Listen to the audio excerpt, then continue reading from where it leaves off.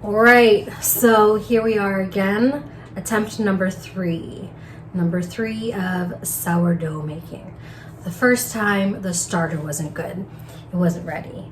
The second time I didn't proof it long enough. The third time, we'll see what happens. I think it's gonna turn out this time, but we'll have to see. So come along and let's make sourdough for the third time. All right, so we have our filtered water. We're gonna do 410 grams. We have our starter. This is where it was. This is where it's at. I'm pretty sure I don't need to test it. I'm sure it floats. So we need what's half of 175? 87. So we need 87 grams of starter.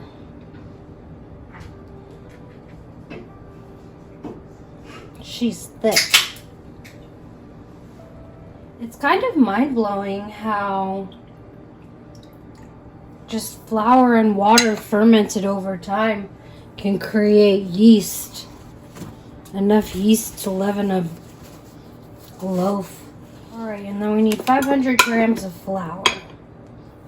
I'm using unbleached all-purpose.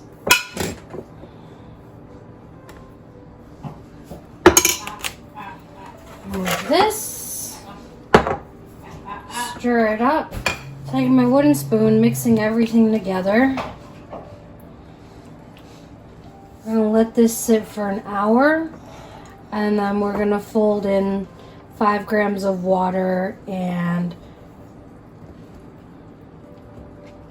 12.5 grams of salt. I'm just gonna mix it until everything comes together. That's pretty good. We're gonna put plastic wrap on top. Set a 1 hour timer, and then we will come back and tend to this dough. Great. It's been an hour. We're going to do 5 grams of water, 12 grams of salt. Bowl scraper. Mix all this in. Once we mix all this in, we do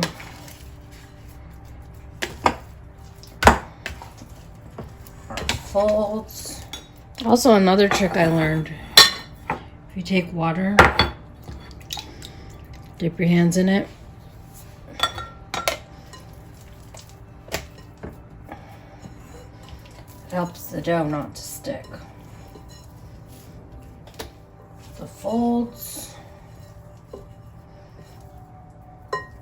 every 26 minutes. So stretch it, fold it, turn it, stretch it, and fold it. Set a timer for 26 minutes. Repeat 9 times. Alright, so after 26 minutes, this is what the dough looks like.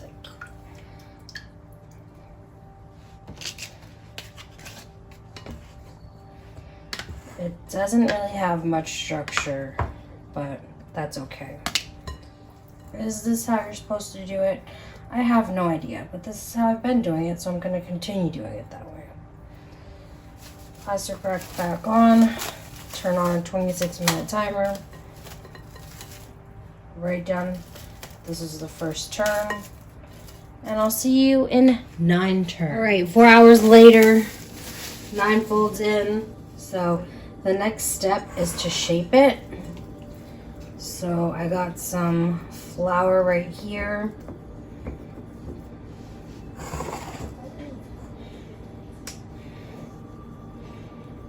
Just dust the surface. I have my basket. I'm gonna dust my basket generously. And then we're gonna take our dough. Discard the bowl.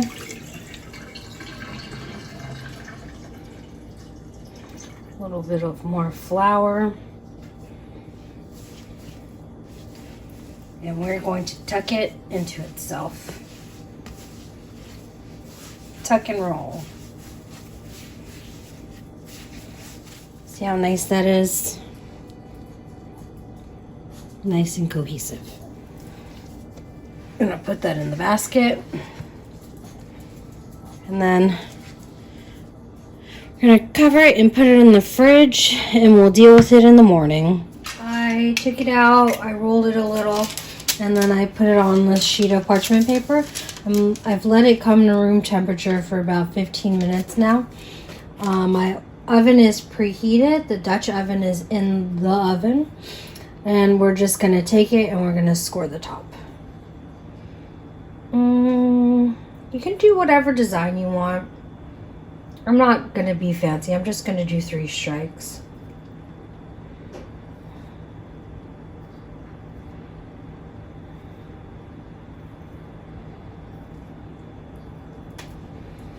Alright, now we're going to take this to the oven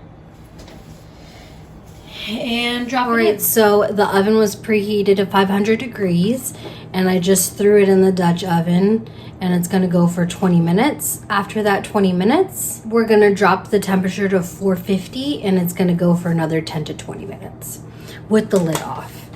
If you don't have a Dutch oven, you could use a cake pan. You could use a sheet pan. The only difference is that you would want to make sure you threw at least like a couple handfuls of ice cubes at the bottom of your oven to allow it to get a nice steam. That's what's going to help make your crust nice and crunchy. So I'll check back in with you guys once the loaf is out of the oven. Alright, so the 10 minutes is up. It was actually 15 minutes. And now we have, oh, it's still feels kind of dense. I might have not proofed it long enough again, but it looks nice.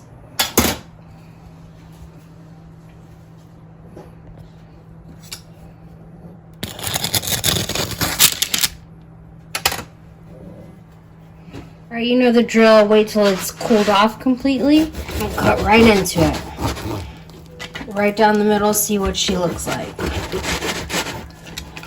Or he, or they. Ooh. Ooh. Still too dense. See that denseness? So definitely need to let it sit out longer than 15 minutes out of the refrigerator and let it proof longer. Look at that tight crumb. That's bad. Editing Christina here. So basically what I was trying to say is that dough needed to proof longer. That's why the crumb was so dense. So we'll try next time on attempt number 4.